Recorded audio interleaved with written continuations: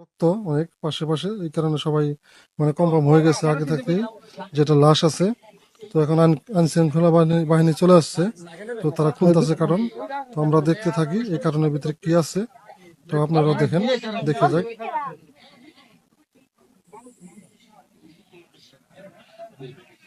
তো কার্টন খুললেই বোঝা যাবে, কনফার্ম হয়ে যাবে তো এর কারণে কি আছে, কি এমন একটা জিনিস ফেলে রেখে গেছে। তো এই কার্টন জুড়ে এত মানুষের ভিড়, এখানে সমাগম। তো সকাল থেকে মানুষ এখানে দাঁড়িয়ে রয়েছে রাস্তাঘাট জাম করে। তো যারা এদের কাজ করে তারা খুলতেছে কারণটা।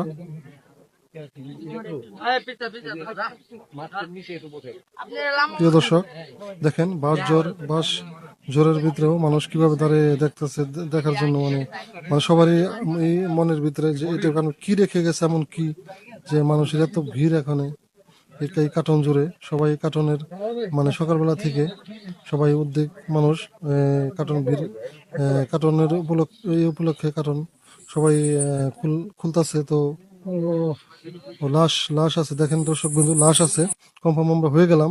তো এটা লাশ।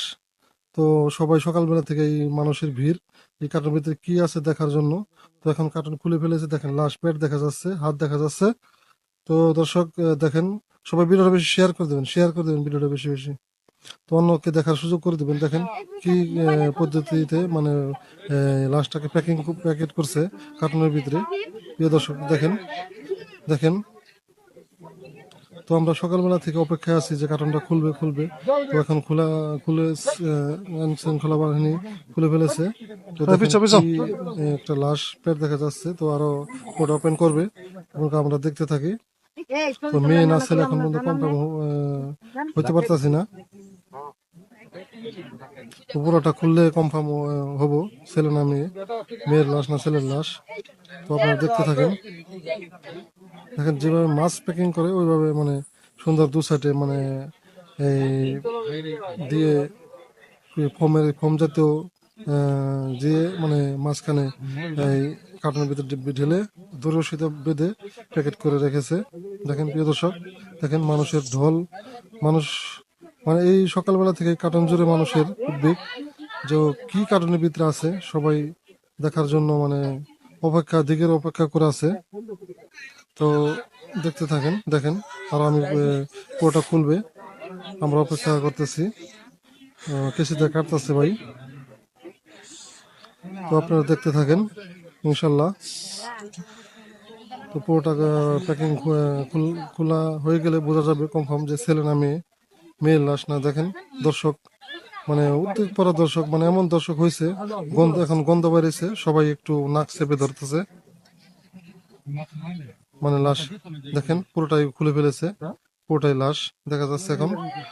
দেখেন দর্শক দেখেন, রশি দিয়ে পানি পলিথিন দিয়ে পেঁচিয়ে রেখেছে।